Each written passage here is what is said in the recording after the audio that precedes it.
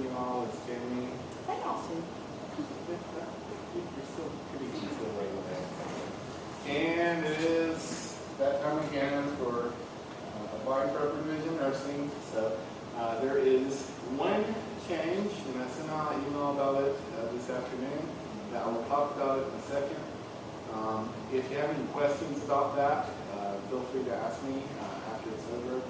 A lot of this stuff you guys probably already know because you pay attention. You read all my emails to me here, right? Yes? Okay. So the one big change, I'm sure you heard about it. We'll get to it in a second. So. Well, actually, we can get to it on the first slide. The faculty board has moved the deadline for the spring semester back to August 1st, for June 1st. They moved it back by 2 months. And the reason for that is because lots of people have come up to us and said, are you guys really looking that heavily at experience? We are looking that heavily at volunteer work and job shadowing, and lots of people do not really seem to take that serious until it's deadline time to apply. So if you have submitted an application already, you can pick it up from me and you can change anything you want up until August 1st. It would make sense for you if you haven't gotten something lined up or haven't done something already. Please go and get some volunteer experience or some job experience. They consider it serious enough to have moved this back 2 months after the tradition of June 1st going back like 5 years at this point. So I know it's kind of late notice for that change, and that probably is going to affect some of your plans. In the long run, I think it's for the better, but I know it's going to be kind of confusing for you guys over the next couple of weeks. So if you have any questions about it, you can ask me after this. You can email me. You can call me. You can punch it up in my office or Amy's office. And we'll figure out how to make it work for you. So, what that also means is if you did fail a class this semester and you need to repeat it or anything like that, you do have the summer term to take care of that now. And I know there's some people who got some D's in AP1. It's one more chance for you guys to work in that and apply this time. It's going to be tough to do that because the nearest place that's teaching and editing physiology over the summer, I believe we're doing a couple of sections, but they're fairly small. After that, it's Livingston, I believe. So, Ball State Livingston. So, if you do need to repeat that, go ahead and do that. If you're not thrilled with your grade for AP1 and you want kind of a final attempt to improve your science grade prior to applying, you could conceivably do AP2 or macro over the summer to improve your science GPA. If you're going to consider that, I would suggest getting in touch with me so we can figure out what you would need to make for it to make a difference for you. Make sure that you're not stressing yourself out over the summer to get that course done, and then it would make a difference for you for the fall. So basically, what it boils down to, get in touch with me, and we'll figure out what to do. So, basic requirements for applying. You have to have at least one science done outside of AP1. Usually that's going to be chemistry. It can be AP2 or microbiology. Chemistry is the easiest of those other options. So if you've done one of the other ones and you've done the hard science courses, if you're going back to get chemistry, it does get easier from here on out. So you have to have AP1 done, no exceptions there. That is the big course. I'm sure you've heard if you're doing up the division. That's what they look at most heavily. You do need to have your English, your freshman English classes done. That is not a hard and firm requirement, but it's going to be very difficult for you to get accepted without those done, unless you just write a killer essay and you state that you have a plan to get those courses done before the spring semester's done. So if you only have one of them done, theoretically, if you haven't done any, it's going to be really difficult. College level math course does not have to be a C or better in the math course. If you make a D, that's okay. Obviously, it's going to affect your GPA. You have to have at least college algebra, stats done. Any higher level math is okay. If you don't have one of those done, you're not going to be automatically discarded, but like I said, the odds are really going to be against you in that situation. We have to be admitted as a current student. I believe everybody here is a current student. If you're watching on YouTube, had a big 100 hits in the last video, so all 100 of you on YouTube.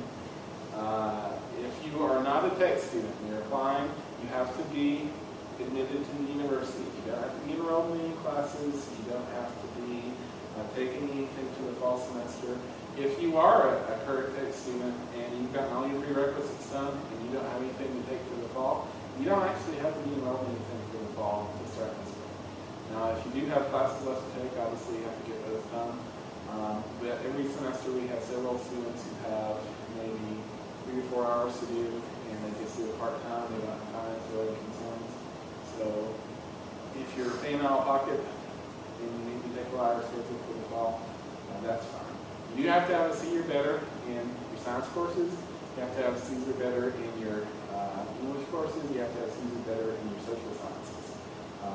I see a lot of B's in history. That is not uncommon for people to get in their upper division. You did make a B in history.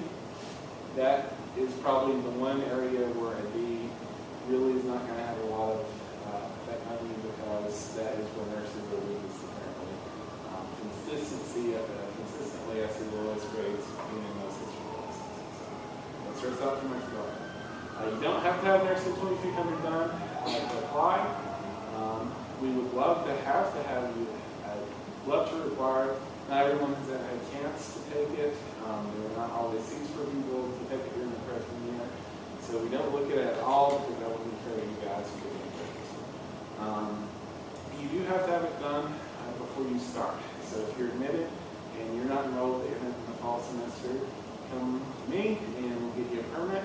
If you, for some reason, fail the class during the fall semester, for one, that's a bad sign, because that's a pretty easy class and you're having trouble in upper division if you do fail. If you do fail it, though, you also lose your spot for the spring after you apply for the fall semester. So. And that goes for the science courses too. If you fail the required science course during the fall, then you have to reapply and you can't start in the spring. The way the applications are looked at, there's a faculty committee, the admissions and credits committee, A&C committee, made up of, I think, 6 faculty members.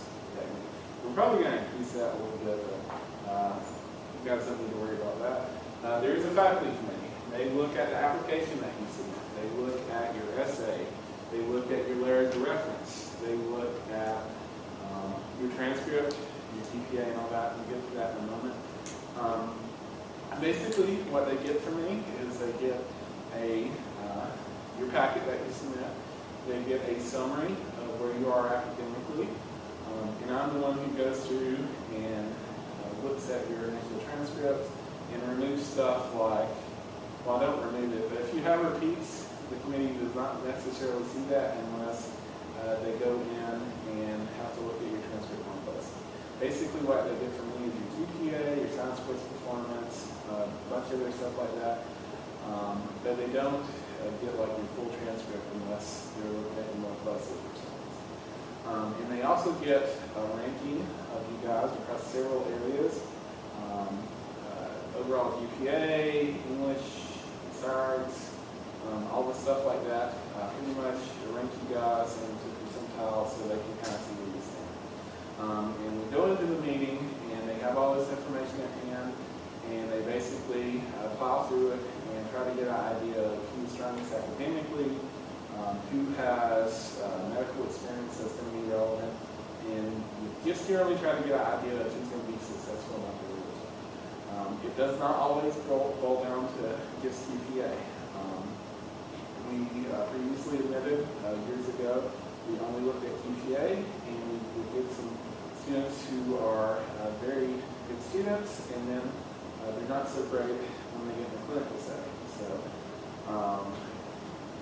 there's an interview that's part of that. I'll get to that in a moment. I'm getting ahead of myself. They do look at your essay, and if you have any past academic problems, if you have anything special or unique that you want to talk about as far as an experience or anything like that,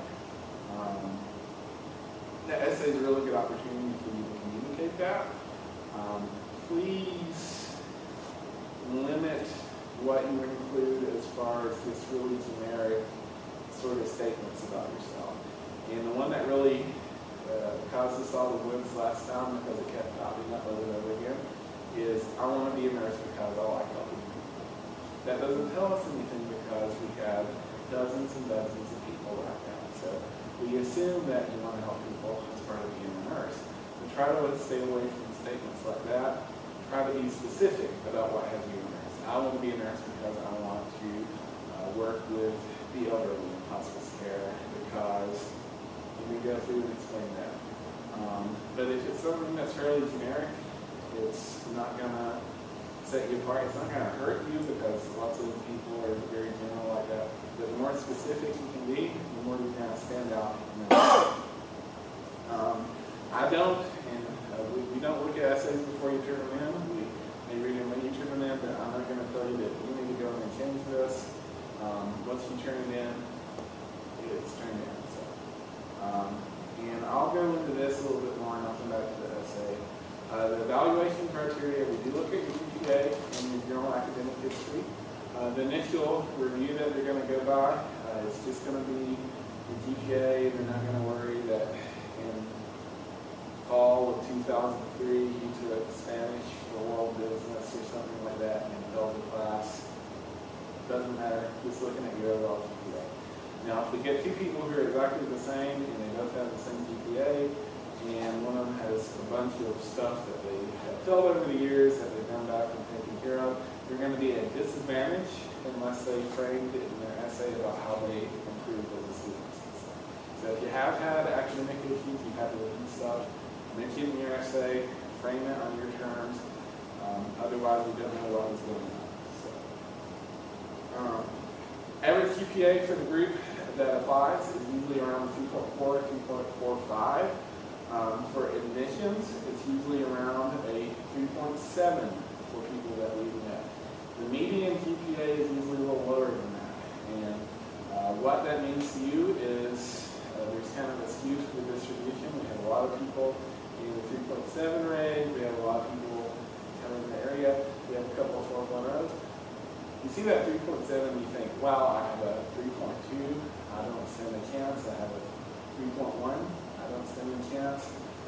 It's going to be more difficult for you to be in it. The other stuff that's on your transcript and on your application, and it's going to be very important. But it varies every semester where that kind of cutoff falls. Going back over the past 3 years or so, it's been anywhere between 3.4, 3.1, it varies by how many people you met. You may have people who are above the grade line, and then their science GPA is weak. They may have really good GPA and come in for an interview and interview really poorly or something like that. GPA is just kind of where things start. It's not the final word anymore. We look at your performance in the required science classes. Truly, B average is the average for the group and that we've met for those science courses. So if you've got an A in Chem and a C and A in 1, you're right there with the average in that. That's good. If you have below that, you're still okay, but the lower you get below that average, the worse shape you're going to be. If you've had all 4 science courses, sit and see what your average is for them, and that's going to give you an idea of where you kind of stack up against the group. If you've only had Chem and AP1 and you get turned down this time, you can do AP2 and macro, and you can improve your science age probably. We look at your general education courses. Like I said, English and math, more important history or art classes, things like that. History has very little bearing on how you do in your nursing clinicals. English has a huge part because you're going to be writing a lot of case notes. Basic math skills are important so you can count pills and your prescriptions correctly and things like that. So, if you're stressing out because you think, wow, I had art and I thought it was going to be easy and I got a C in there, obviously it affects your GPA, but not going to hurt you otherwise. So, previous experience in a healthcare setting, like I said, job shadowing, volunteer work, certifications. What they're looking for that is people who are sort of emotionally prepared for going into these clinical sites and working with people who let's face it, you're sick, they may not be getting better, you may be having bad days, they may not always be the friendliest people in the world to you. They certainly don't mean anything by it, but it's just the nature of being someone who's sick and needs care. And they're looking for people who have sort of a professional attitude going into clinical settings.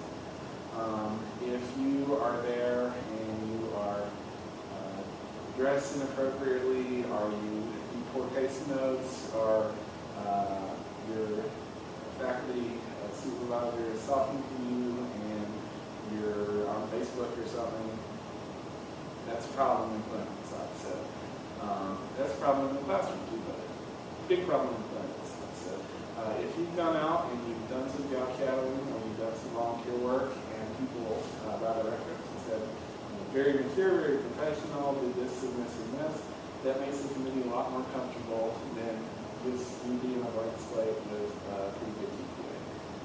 Because they know that you can kind of comport yourself well in those things.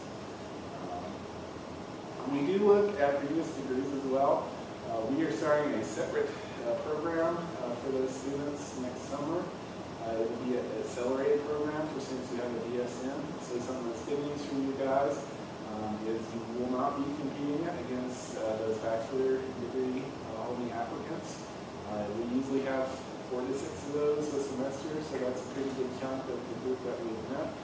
Those students are going to have the option, as I understand it, of applying for either the spring or starting in the summer. I anticipate most are going to select this summer for their start date because they're going to graduate before you guys even though they will be starting a semester later. So not too much of that going to be there.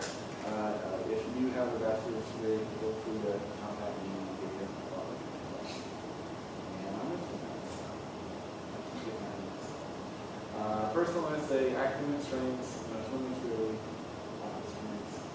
I think I've been over that. Here are some of the rumors, and I'm just going to put the more common rumors. I hear all kinds of crazy stuff and get all kinds of crazy questions about stuff that happens. Big one is that we don't accept any transfer students, or we don't accept students who have more transfer credit and tech credit. We can't really treat people differently like that, especially if they're going for a board or even school. Those are all considered the same credits. It would be unethical to treat people differently based on that. TBR would also not be too happy with us. So about 25% of applicants are typically transfer students. And I'll call someone a transfer student if they have more credit for somewhere else than they have from them. So even if they've been here from a 4th semester, if they brought in 30 hours and they did 12, I'm still calling that person a transfer student. That just makes my life simpler. So about 20% of those that we've met have more transfer credit than tech credit. And you may be saying 25% is a bigger number than 20%. We say you don't discriminate against them, but then you're accepting a few of them. We do have generally lower GPAs from people who have completed lots of credits somewhere else. And we may get people who are applying from NTSU or UT Knoxville or something like that, and they don't think they're going to get in school there, and they say, well, they have a backup plan. I'm going to apply to Tech and all these other schools. And those students drag down the GPA, they drag down the admission percentage for transfer students a little bit, and they generally don't get admitted because we're pretty close in requirements in the other school and stuff. So, kind of an aside, it may be counterintuitive, but some of the more expensive nursing schools in the state are actually easier to get into because they're more expensive, and so people are reluctant to apply there. People usually apply from the most affordable options first. So that's us and other PBR schools, because we all have to meet the same guidelines, and everybody ends up with their RN at the end of the program. So backup plan, put them out there that if your school's more expensive, it may actually be easier to get into, which I know is kind of counterintuitive, but if you think about it, it makes sense. So, the earlier, I'll skip one. Here's a whole issue. I'm sure you guys are aware. Lots of people think you do AP1 or AP2 somewhere else, and you're going to have an easier time of it, and those students are going to have an advantage.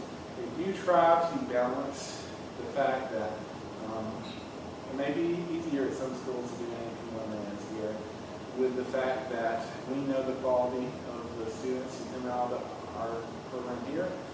If you get a CNAP1 here, we know you worked for it and that you earned that grade. And we don't necessarily know that for somebody who goes to another school and completes those classes. You would be surprised that there's not as much difference as you think there would be. Obviously, Dr. Redding and Dr. Turkle have a reputation for being difficult NP1 teachers and NP2 teachers. It's not that they are especially difficult, it's that the class itself is difficult. And I know Redding personally is fighting the reputation he got years ago when he was the harder of the two anatomy and physiology teachers. And so he still has the reputation as being the hard professor. And if you look at his grade distributions, they're very similar to Perkle's grade distributions. If you compare them to the students from other schools, the grade distributions, and what we see don't vary that much, and what does vary, community tries to take into account. So short version is if you have a friend who went somewhere else to do their AP1, and they're like, I got an A, and you work real hard for a C, and you think that that's going to put you at a disadvantage, they actively try to identify that situation and work towards it. So if you did have to take it somewhere else because there was a course limitation, course was full, it was offered as dual enrollment or something like that, would not hurt to mention that in the essay. Because obviously they don't want you to kind of avoid the class, and if you had no choice, then you had no choice, and so earlier you apply, the better, especially since the deadline's been pushed back. That should show you that early application is not that important. All I do when I get your application is I scan it and I email it to you so you have a copy of what you turned in. I put it in a big box and I try not to spill coffee on it. So somebody left this. I worked on it. But turn in by the deadline, it's all treated the same. So, and then I've heard that we give special credit to any number of individuals that we hold anything against several different groups. The big one I hear is that we admit men more easily than we admit women because we want more men involved in nursing. The flip side of it is that we admit fewer men because the nursing faculty is mostly women, and they prefer working with women. I stripped out all the demographic information and all that sort of stuff. Obviously, they're going to see your name, but I promise you that that is not a factor in the admissions. Literally one of the first things I did after I got this job was go through and put sticky notes over all the identifying information from the previous spots. So, there's an argument to be made that if one of your parents is a nurse or a doctor, or you have a family member who's a nurse or a doctor, that you may have had an easier time volunteering or something like that. There's nothing we can do about that, and we realize that that's unfair, but there's no way to really address that. So don't let that discourage you from trying to go out and do volunteer local job shadowing or anything like that. That is the one thing that I do think makes a little bit of a difference. Some people have it easier time, but that's nothing on our end that we can do anything about. You just have to work a little bit harder and maybe caught up to the people who have that advantage. So, I do have to track all that information. There's a reason we ask for it. State Board of Nursing wants to make sure that our admissions process is fair to everyone. So in November, they send me a huge survey, and we have to put in all sorts of stats that would really employ you and you wouldn't even like to do it. So, Board of Nursing, if you're watching, sorry. Tips for your application. Please proofread your application. We can tell you we are going through readmission applications this morning for people who have to repeat a class and not revision. Not all were that well proofread. There were grammatical errors or spelling errors. It's something that makes a difference, and it may not be the difference between you getting in Are you not getting in? There's something that raises his eyebrows, and it's definitely very easy to notice. So, as part of your application, when you're doing your essay, writing center is open through the summer. Have the writing center look at it. Have somebody you know that's an English major look at it. Please just make sure that it's something that you would turn in if you were looking for a job, or that you would turn in if you were having it published in the paper or something like that.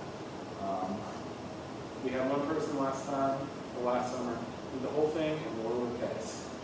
That is not a very professional attitude. The community immediately wonders, well, how's this person's case notes going to work if this is something that's obviously quite important and they couldn't capitalize it? Just basic stuff. If there's a red line underneath it, and we're going into this. We have to have documentation for any clinical stuff that you've done. We would prefer 2 letters of reference for a clinical experience. We realize that that's not always possible for you to get 2 letters of reference from your job shadowing a single nurse practitioner. How can they write 2 letters of reference? So if you can get 2, if you can only get 1, get 1. If you don't include anything, then we don't know that you did it, and more than likely that's going to be discarded. If you do have any certifications or licenses as a CNA or LPN or anything like that, attach it to the application. Make sure it's on the email I'll send back to you, and you're in good shape. About a month after the deadline, and this is going to stay true, so beginning of September or so, you'll hear back from us about your application. The one detail that's kind of up in the air with the deadline being moved back is when interviews are going to happen. You're going to do a lot more interviews this time. You're going to do like 40 or 50 interviews. Obviously that's time consuming, but it's very valuable on our end, because if someone comes in for an interview and they don't make eye contact with any of the professors for 15 minutes, which we've had happen during the interviews, that is a major warning sign that when you're in a clinical setting and there's a patient who's asking you questions or who's upset with you for some reason, that you're not going to be able to cope with it very well, and that patient is not going to be happy with you. So what they're looking for in that interview: social skills, eye contact, ability to think on your feet, ability to answer questions. They're not going to grill you or anything, but some people just don't interview very well, and that's a learning thing. You may be contacted before the deadline for an interview. They're going to call you, or I'm going to call you to set that up around the start of the school year. Otherwise, you're either going to get a letter saying that you're accepted, or you're going to get a letter saying that you're turned away this time. If you're accepted, you have to, don't celebrate too hard, but congratulate yourself a little bit. You have to do the hard part here. Make sure you don't fail AMPT or micro, because we have people every semester who fail AMPT or micro. And you lose your seat, we replace you with somebody else that is next on the list. It is not because we hate you for failing those classes or anything. We just haven't met the requirements, and we can't let you in without going back and saying, well, I didn't let this person in. I didn't let this person in. So please don't fail me. If you're turned down, if you're turned down, come see me. We'll talk about why you were turned down. We'll go through anything that you need to fix. If you're going to reapply, talk about what your options are. If you're squeaking by with a 2.5, then you're going to be pretty blunt and say you need to consider changing the major. If you're going to stick with this, you're going to have to go through a number of classes, and it's going to take a while. And don't get upset with us when you tell us that we're trying to help you out and keep you from wasting time and money. That's part of that. So please consider emailing me for an appointment, because I've had several phone calls each time. People call and they ask questions. I've had people get upset on the phone because they get their letter and they call me immediately. And I don't want anyone feeling embarrassed because they got upset that they were turned down when they called and they said something that they're going to regret. So send me an email, give it a week or so, come in, be calm. We're on your side. We're not here to keep you from being happy in life or anything like that.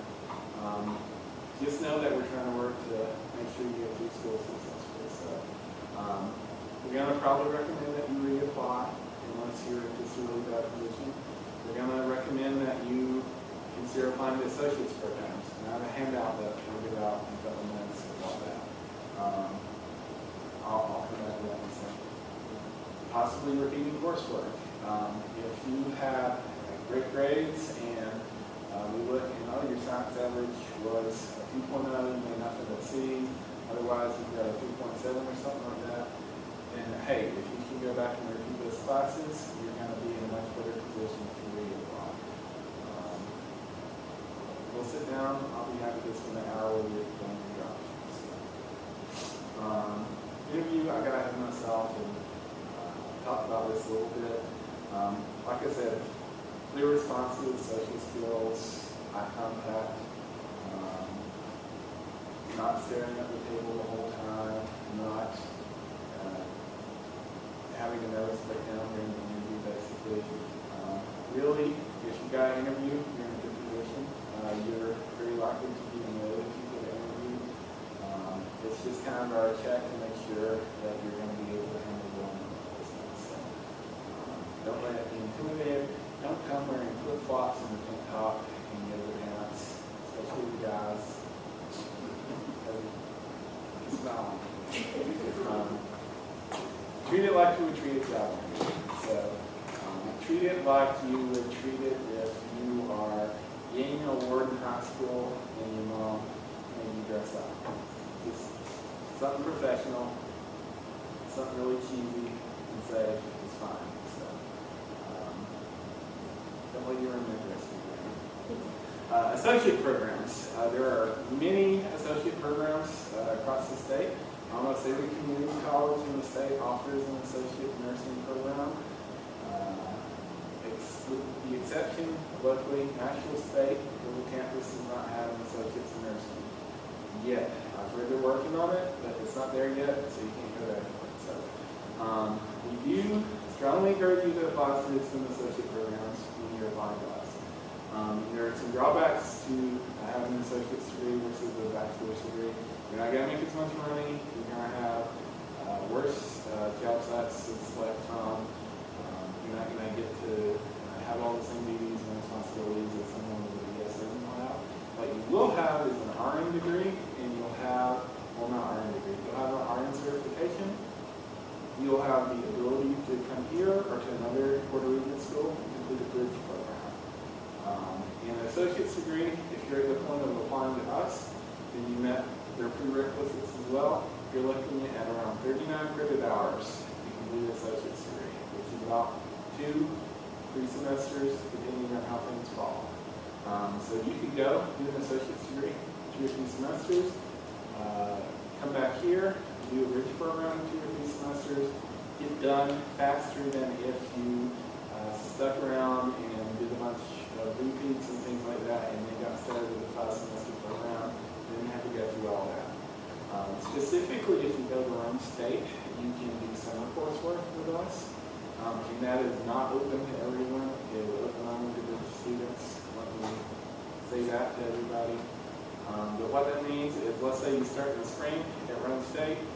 You come here over the summer, you do some of your BSN coursework. You go back there in the fall and do associate stuff. You go there in the spring and do associate stuff. At that point, you have your associate's degree in nursing. Then you come back here the fall and summer and you complete your bachelor's degree. There's only a semester gap. Worst case scenario, you're looking at 2 semesters before you can complete your bachelor's degree in that case. Usually going to be a little easier to get in, not necessarily easy to get in, but a little easier. I'm going to hand out these after I'm done. Oh, well, let's let me take them. I've got a list of all the associate degree programs in the state. It's got the phone number on there. It's got the website on there. Try to make it easy for you. Just find one that's convenient for you. Consider applying when you send in your application here. So, Barbara Jared is our professor who's sort of in charge of the bridge program. We can handle a lot more students in the bridge program than we have right now.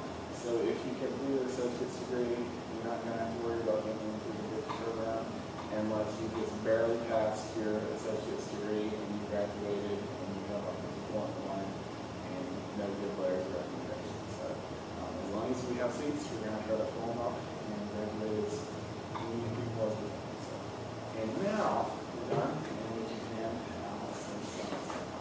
Any questions?